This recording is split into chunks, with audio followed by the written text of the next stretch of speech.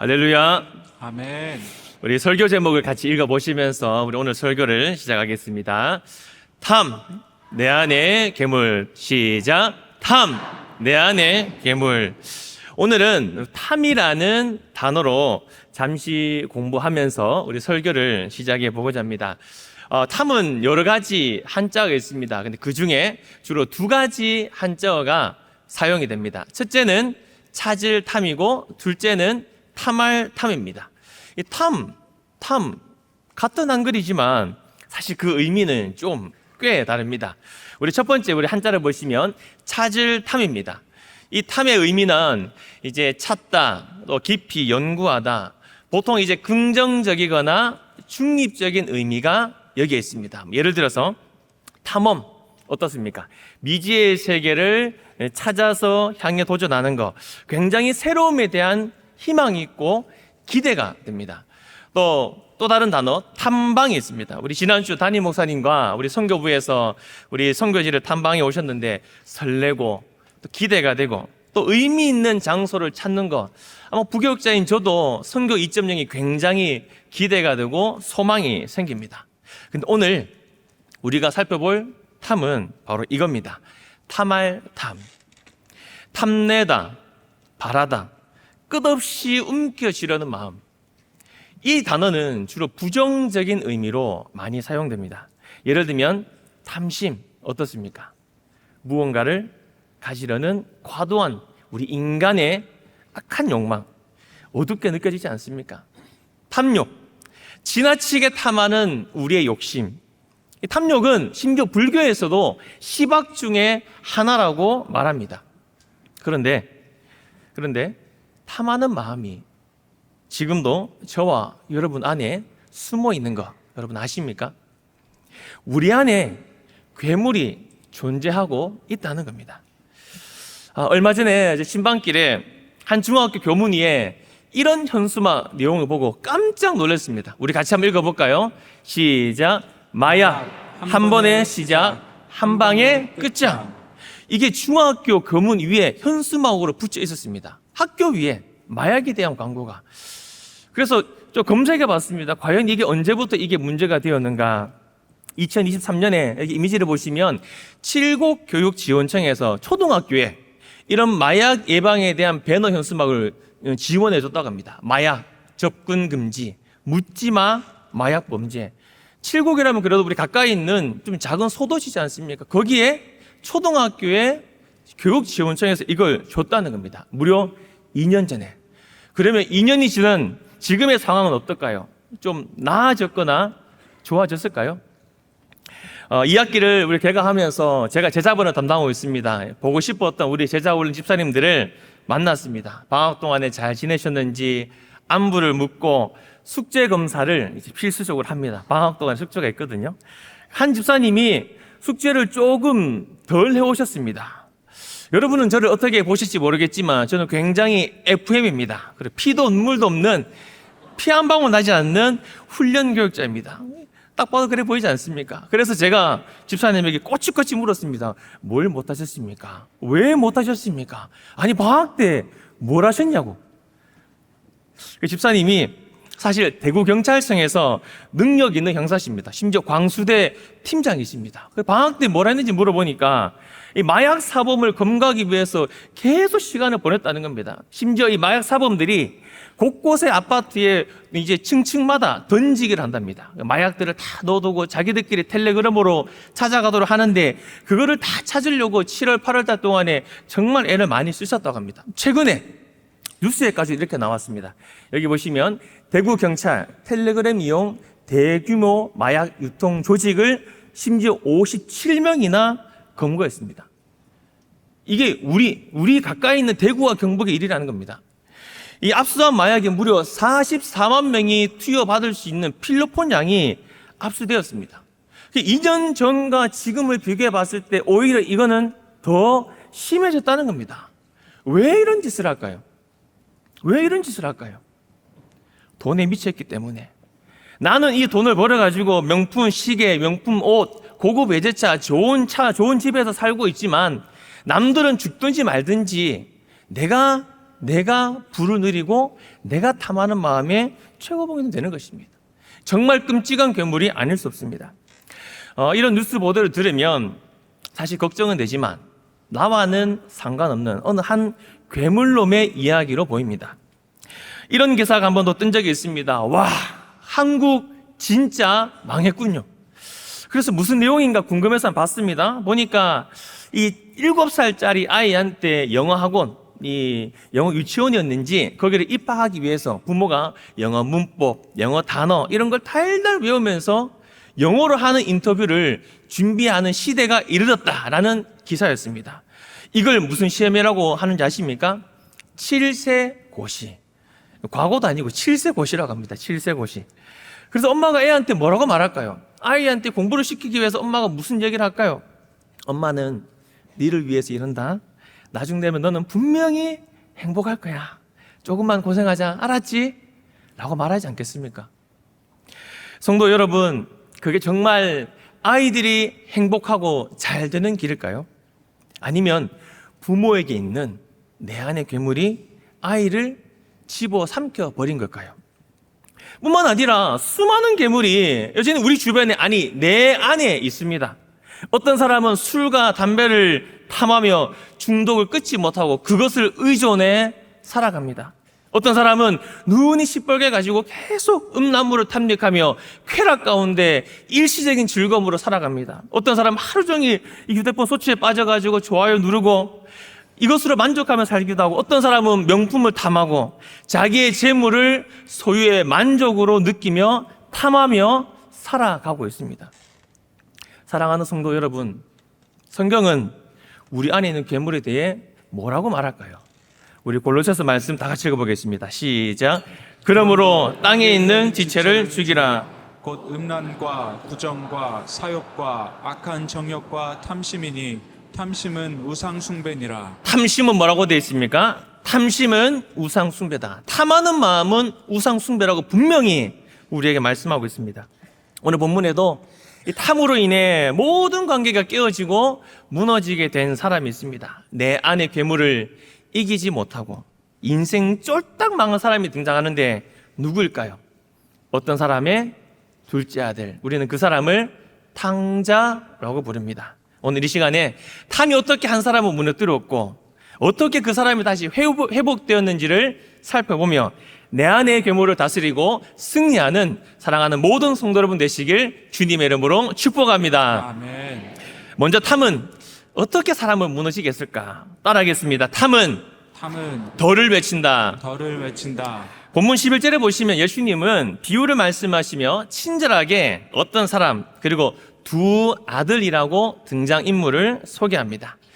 여기 말하는 어떤 사람은 누구일까요?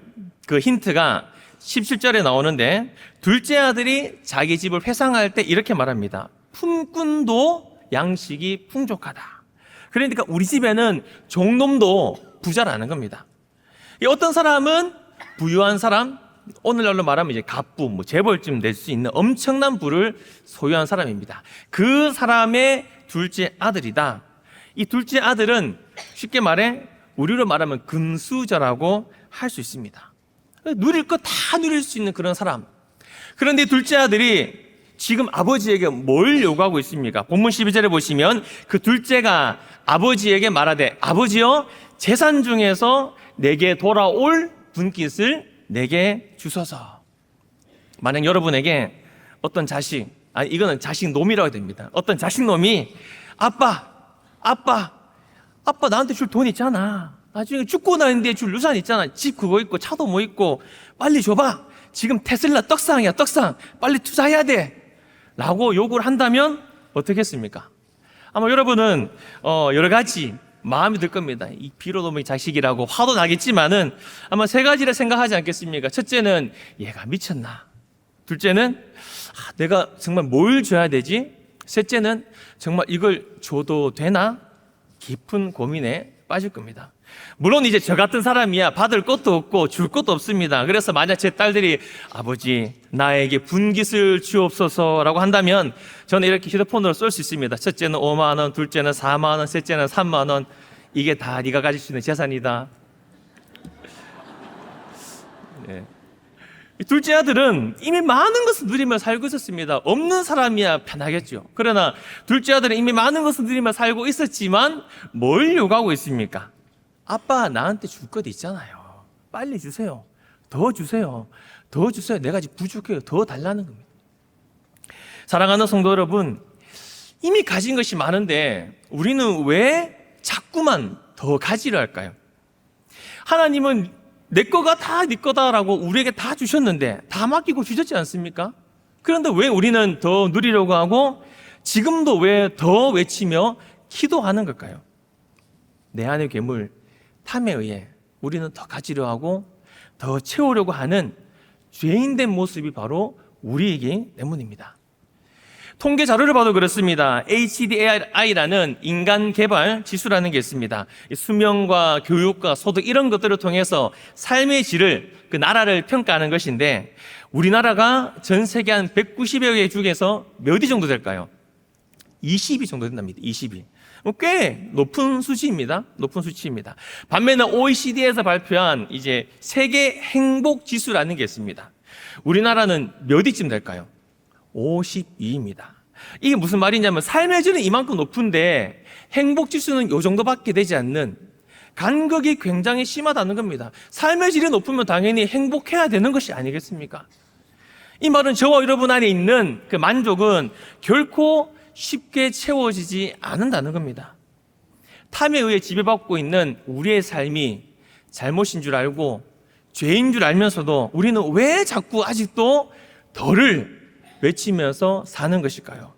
그 이유는 우리가 뭔가를 놓치고 있기 때문입니다. 성도 여러분, 오늘 본문을 보시면 성경은 등장인물에 대해서 정확한 정보를 상세히 기록하지 않습니다. 가진 것이 얼마인지, 이 사람은 어느 지파인지, 어느 출신인지, 혹은 이 사람의 신앙 내력은 어떠한지를 성경은 말하지 않습니다. 언급이 전혀 없습니다. 왜일까요? 왜 침묵하는 것일까요? 그 이유는 성경은 두 사람의 환경보다 아버지와 아들이라는 관계에 집중하고 있기 때문입니다. 그 둘의 관계는 어떤 의미일까요?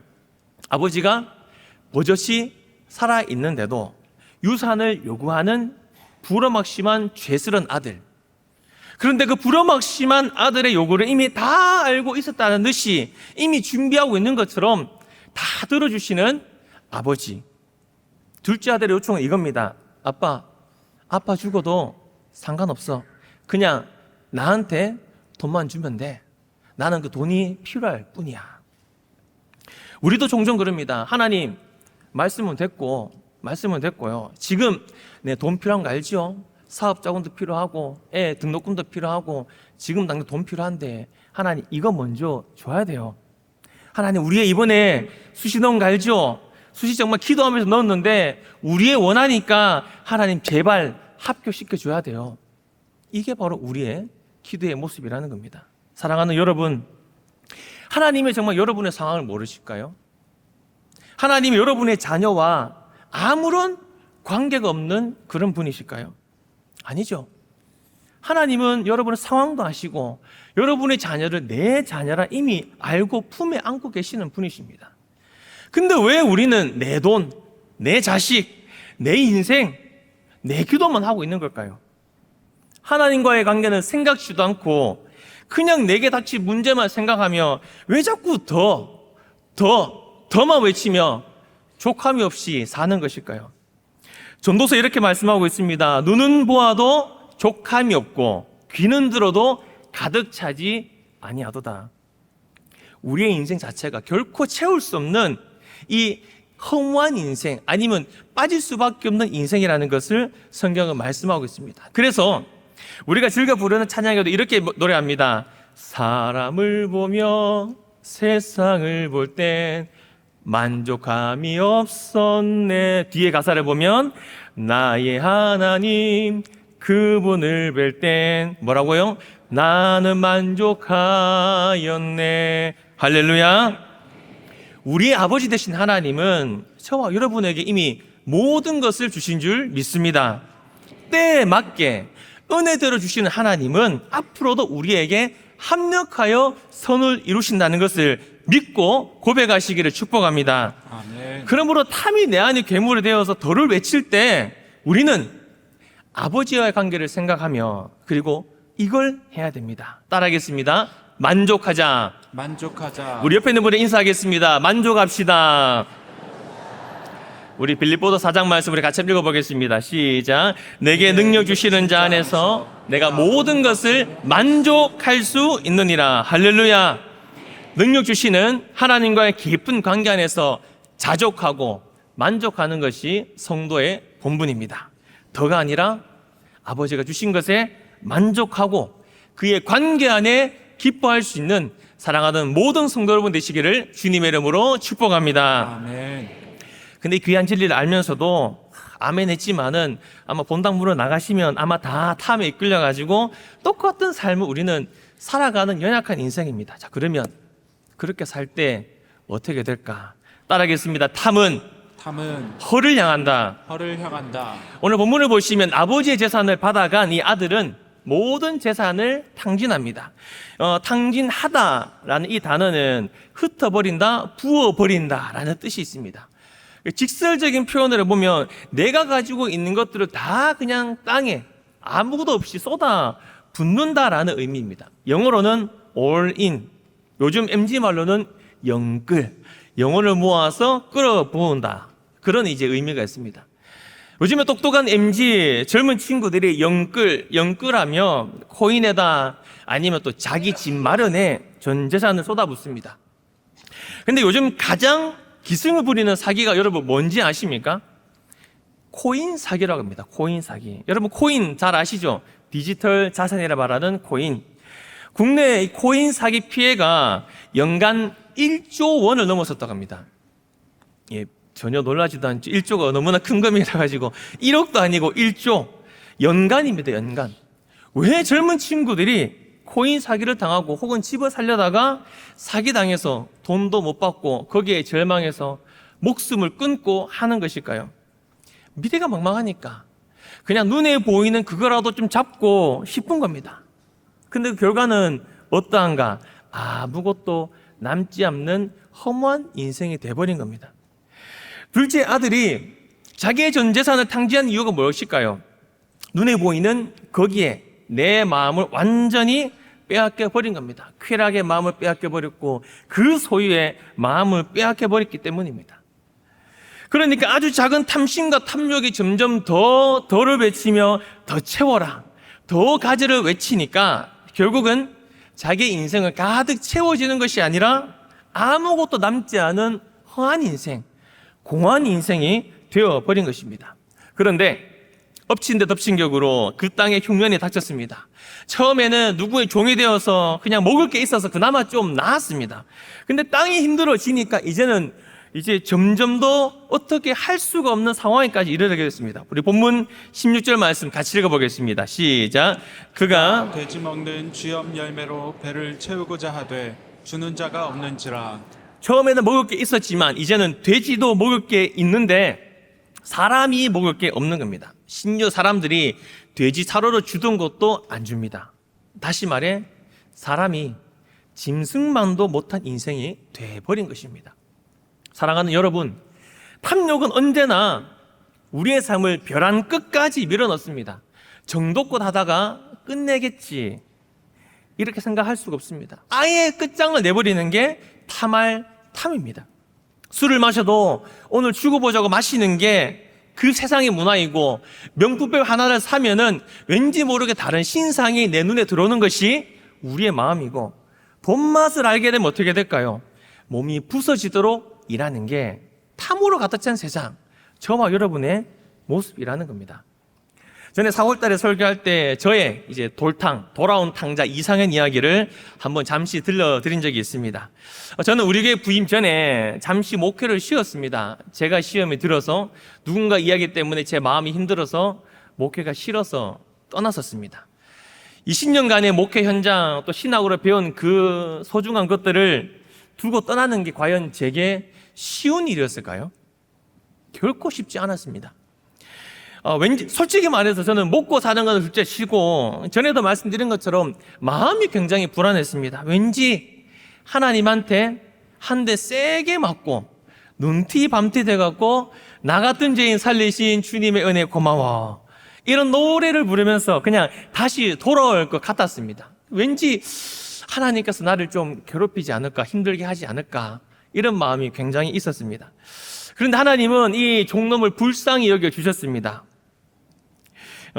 제게 이 바보 같은 놈이 누군가에게 사기를 당하지 않고 오히려 좋은 사람을 만나도록 하나님이 도와주셨고, 또 열심히 일하니까 죄송하지만 목회할 때보다 건강도 더 좋아졌었습니다.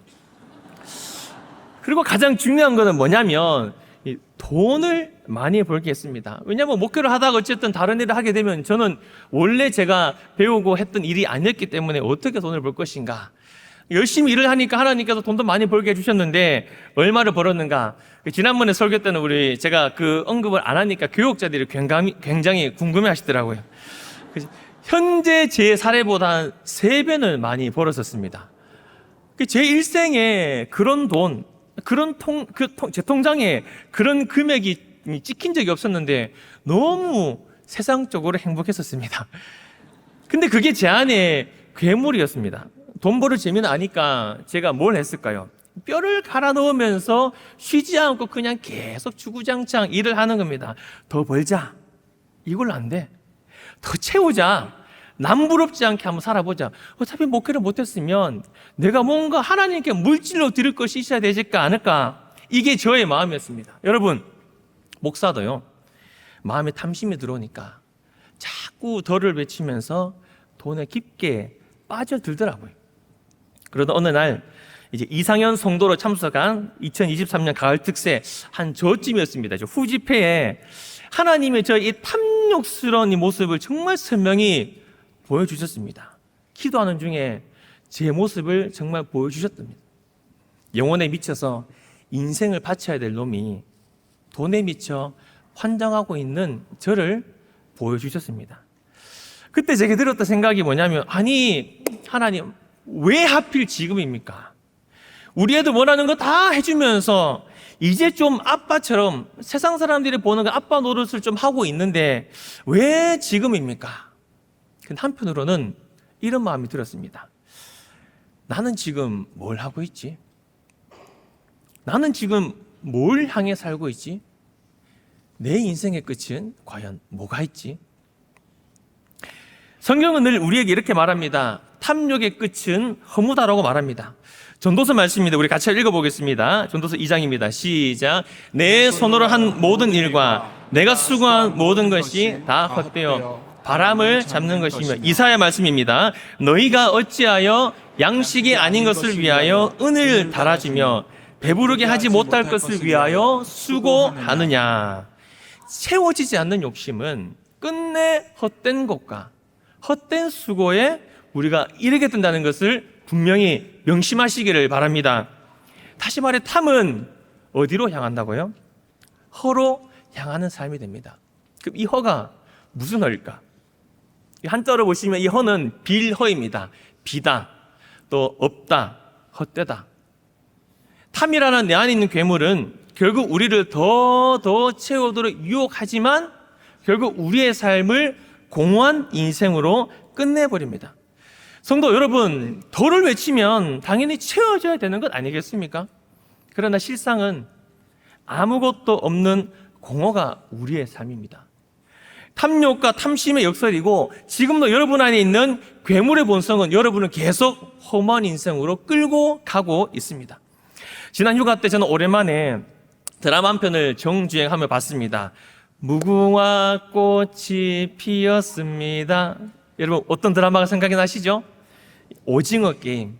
이미지를 보시면 456억이라는 상금을 얻기 위해서 서로 죽고 죽이는 목숨을 거는 싸움을 하는 게임이 이 드라마의 내용입니다. 1등의 상금이 얼마라고요? 456억. 예, 너무 큰 금액이라 또 공감이 전혀 안 되시죠? 아마 이 금액을 얻기 위해서 사람들은 서로 목숨을 걸어서 싸움을 하고 있습니다. 드라마의 주인공이 성기훈이라는 사람은 이제 우연히 참가하게 되어서 어쩌면 살기 위해서 죽기 살기로 게임을 해서 결국은 1등 456억이라는 상금을 받고 집으로 돌아옵니다. 근데 집으로 돌아오니까 행복할 줄 알았는데 전혀 기쁘지가 않은 겁니다. 가족도 없고 친구도 없고 심지어 자기 자신도 누군지를 모르겠는 겁니다. 통장에는 돈이 가득했지만 그의 삶은 정말 텅 빈 허무밖에 없었습니다. 그래서 다시 게임에 참가합니다. 왜? 어떻게든지 그 게임을 막고 자기와 같은 이런 험한 인생을 막기 위해 죽음을 막으려고 다시 들어갑니다. 그러나 끝내 사람들의 탐욕과 탐심을 다 막지 못하고 자기도 그 게임에서 죽는 것으로 드라마는 끝이 납니다. 당장에 뭔가를 할 수 있었지만은 허무밖에 남은 것이 없는 것이 바로 그의 인생이었습니다. 왜 사람들은 잘못인 줄 알면서도 안 멈출까요? 왜 이게 죄인 줄 알면서도 못 멈추는 걸까요? 채워질 것 같고 잡힐 것 같은 그 아주 잠깐의 마음들 때문에 우리의 인생이 여기서 끝나지 못한다라는 겁니다. 어제 우리 퀴어 동성애 반대 국민대회가 반월당에서 있었습니다. 퀴어 집회와는 거리가 있었지만 이제 동영상과 사진을 봤을 때 그들이 하는 퍼레이드를 봤습니다. 여러분은 그들을 보면서 무엇을 느끼셨습니까? 남색이 빠진 무지개, 육지개라고 하죠. 육지개를 막 휘두르며 보기 민망한 옷을 입고 자기들의 어떤 자유를 외치고 있던 수많은 사람들, 인권을 보장해달라, 성소수자를 인정해달라, 우리는 자유롭다. 정말 여러분 그들이 자유를 외치며 여러분 보이시던가요? 제가 본 거는 그들 가운데 있는 텅 빈 허무가 너무 보였습니다.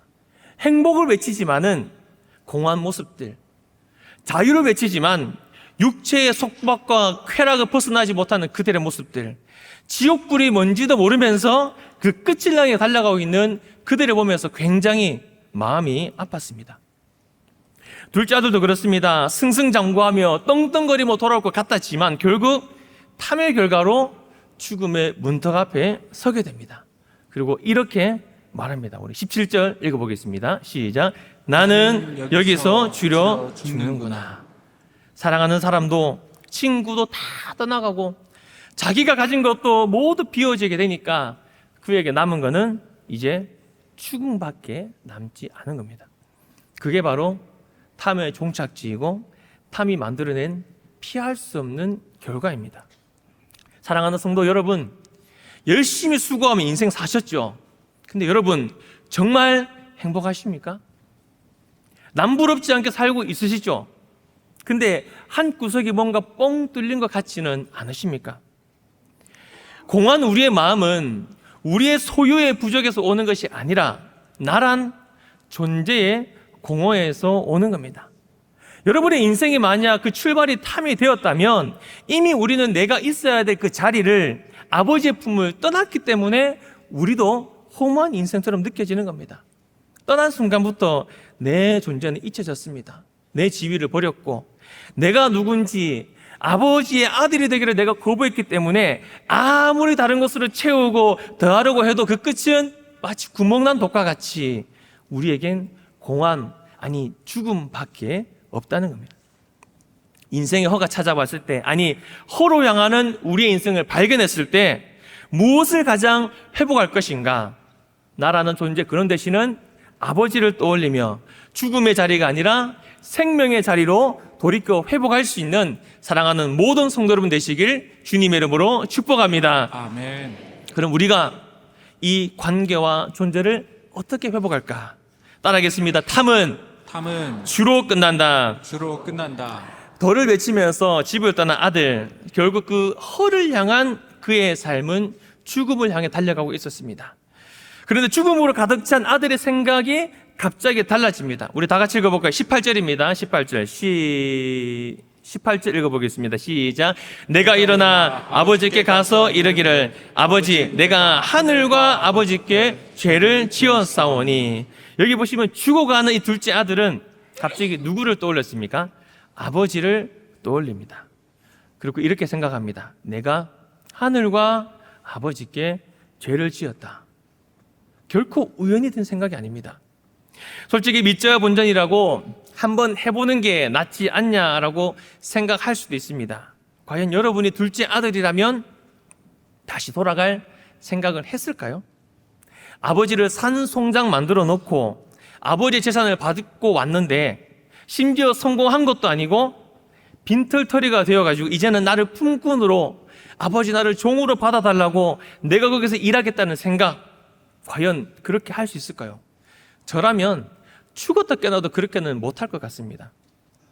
이 종이 되겠다는 둘째 아들과 그를 맞이한 아버지의 모습은 유명 화가의 그림을 통해 또 잘 표현이 되었습니다. 여기 그림을 보시면 렘브란트의 돌아온 탕자 그림입니다. 이 그림은 빛의 화가로 알려진 렘브란트의 돌아온 탕자 이야기인데, 특별히 밝은 부분을 보시면 이 어디에 집중이 되어 있냐면 아버지 얼굴, 왼쪽의 얼굴을 보시면 이제 아버지 두 손과 얼굴에 좀 더 밝게 표현이 되어 있습니다. 오른쪽과는 다르게 표현되어 있습니다. 아버지의 포용과 자비를 상징적으로 밝게 잘 표현했는데, 그래서 우리는 렘브란트를 빛의 화가다라고 부릅니다. 근데 렘브란트 못지않게 당대 유명한 화가가 있었습니다. 이 사람도 탕자의 이야기를 그림으로 그렸는데 스페인 출신의 무리오입니다.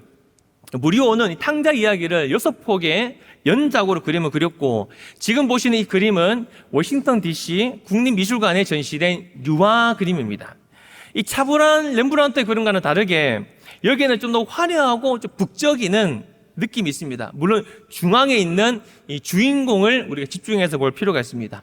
이 무릎을 꿇고 있는 것이 둘째 아들인데, 둘째 아들의 옷차림을 보시면은 누더기와 같은 모습, 그리고 왼발은 까맣게 그려져 있고, 둘째 아들의 손을 보시면 아버지에게 양손을 모으고 용서를 구하는 모습으로 그렸습니다. 그런데 아들 주위를 보십시오. 아들 주위를 보면 이미 아버지가 모든 것을 회복시키기 위해 다 준비하셨다라는 것을 한 그림을 보여주고 있습니다.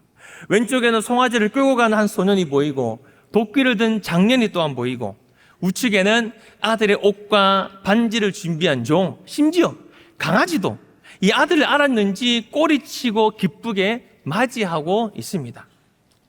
오늘 본문에도 아버지는 이 아들을 보고 이렇게 선포합니다. 우리 같이 한번 읽어볼까요? 우리 본문 24절입니다. 시작. 이 내 아들은 죽었다가 다시 살아났으며 내가 잃었다가 다시 얻었노라. 아들이 스스로 선언한 건 죽음이었습니다. 그러나 아버지는 지금 뭐라고 선언하고 있습니까? 내 아들이 다시 살아났다. 내가 잃어버린 그 아들을 내가 다시 얻게 되었다. 할렐루야. 아버지가 선포한 부활과 회복이 바로 나의 모든 죄와 탐을 끝내는 열쇠가 되는 줄을 믿으시길 바랍니다. 아멘. 사랑하는 성도 여러분, 이것이 바로 복음입니다.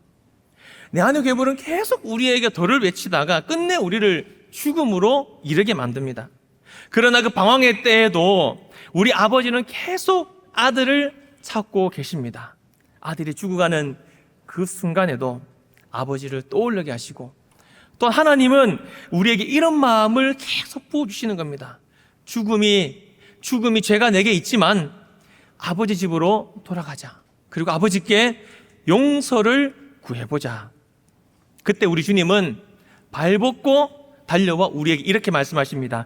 우리 같이 한번 읽어볼까? 요한계시록 말씀입니다. 시작. 볼지어다 내가 문 밖에 서서 두드리노니 누구든지 내 음성을 듣고 문을 열면 내가 그에게로 들어가. 괴물로 가득한 우리, 더럽고 추악한 우리의 마음 문 밖에 누가 서 계신다고요? 우리 주님이 계십니다. 저와 여러분의 영원한 주님께서 지금도 우리의 문 밖에 우리를 기다리고 계십니다. 할렐루야. 탐이 내 안에 괴물이 되어서 아버지를 떠나게 했을지라도 아버지가 나의 주가 되시는 순간 저와 여러분의 인생도 다시 회복될 줄 믿습니다. 내가 주인 되는 삶은 탐욕과 탐심에 끌려 죽음으로 끝나지만, 예수님이 하나님의 나의 주인 되는 삶은 영원한 삶으로 우리를 다시 완성시켜 주심을 믿고 고백하시기를 축복합니다. 아멘. 그러므로 사랑하는 성도 여러분, 인생의 결정적인 순간에 주님과의 관계를 기억하십시오. 그리고 주님에게서 나의 존재를 찾으시기 바랍니다. 그리하면 인생의 모든 방황을 우리 주님께서 마침표로 끝내주실 줄 믿습니다. 아멘. 이 귀한 사실을 믿고 고백할 수 있는 사랑하는 모든 성도님 되시기를 주님의 이름으로 축복합니다. 아멘. 축복합니다. 말씀을 맺겠습니다. 한 여인이 있었습니다. 이 여인은 5명의 남편을 두었고 지금은 또 다른 남자와 살고 있었습니다. 5번이나 남편이 바뀌는 상황 속에서 여인의 마음이 어땠을까요? 정말 잘 살고 싶었겠죠. 많은 노력도 했을 겁니다. 그러나 그 결과는 비난의 손가락질 뿐이었습니다. 여인의 삶은 허무했고 그의 목마름은 인생의 노력으로도 결코 채워지지가 않았습니다. 근데 그런 그를 어느 한 유대인이 뜨거운 태양 아래 피해 있는 그에게 찾아와 만나 주었습니다. 그리고 이렇게 말씀하십니다. 우리 같이 읽어볼까요? 시작. 이 물을 마시는 자마다 다시 목마르려니와 내가 주는 물을 마시는 자는 영원히 목마르지 아니하리니 내가 주는 물은 그 속에서 영생하도록 솟아나는 샘물이 되리라. 아멘. 사랑하는 성도 여러분, 아직도 목이 마르십니까? 아직도 마음이 공허해서 뭔가 탐하고 싶은 마음이 우리 가운데 있으십니까? 주님만이 우리를 영원히 목마르지 않게 하십니다. 주님만이 나의 공허를 알고 인생의 모든 방황을 비로소 끝내주십니다. 그리고 나의 이 빈 가슴에, 이 공허한 내 심령에 하나님께서 넘치는 은혜와 사랑으로 지금도 우리에게 가득 채워 주실 것입니다. 할렐루야. 아멘. 제가 다시 목회 자리로 돌아왔을 때 누가 가장 저를 반겨주고 좋아했을까요? 아이들, 아니면 제 아내, 부모님, 아니면 여기서 사역하고 있는 제 친구 은성수 목사님, 다 좋아했습니다. 근데 누구보다도 하늘에 계신 우리 하나님 아버지께서 너무 기뻐하시고 좋아하시더라고요. 그 하나님이 얼마나 제게 은혜를 부어주시는지 이 일을 막 폭탄처럼 어마어마하게 쏟아부어 주시는 겁니다. 오자마자 송구영신 야배에서 피카츄 하고 대신방으로 코피 쏟고 행축도 하고 심지어 올해는 이 전도부까지 마치 네 돌아오기만 해봐라, 네가 있어야 할 자리는 여기다 라고 하시는 것처럼 하나님이 제게 엄청난 은혜를 주셨습니다. 사실 일이 많으면 저도 사람인지라 지치고 힘들 수가 있겠죠. 그리고 또 먹고 사는 문제, 여러분 돈이 걸렸지 않습니까? 제가 예전에 세상 일 할 때보다 지금은 3분의 1이나 수입이 줄었습니다. 당장의 생활에 크게 영향을 받지 않겠습니까? 그런데 하나님은 복음의 빛 외에는 그 누구에게도 지난 1년 반 동안에 저의 삶 가운데 빛내는 일이 없도록 우리의 삶을 인도해 주셨습니다. 할렐루야. 무엇보다 돈을 떠나서 하나님은 제 마음 가운데 또 우리 가정 가운데 하나님만이 주시는 평안함, 세상에 있을 땐 굉장히 불안했었는데 여기 오니까 너무 행복하고 기쁘고 즐거운 겁니다. 마르지 않는 기쁨, 샘솟는 은혜로 제 삶 속에 가득 채워주셨습니다. 가진 게 좀 없고 좀 부족해도 내 안의 괴물을 내쫓고 주님의 전부인 인생으로 내 자신을 헌신하니까 하나님이 지금도 저를 또 여러분을 받으시고 선하게 인도해 주신다는 겁니다. 그래서 저는 저의 모든 탐을 끊고 저를 부르신 저 이상현의 하나님 아버지가 너무 좋습니다.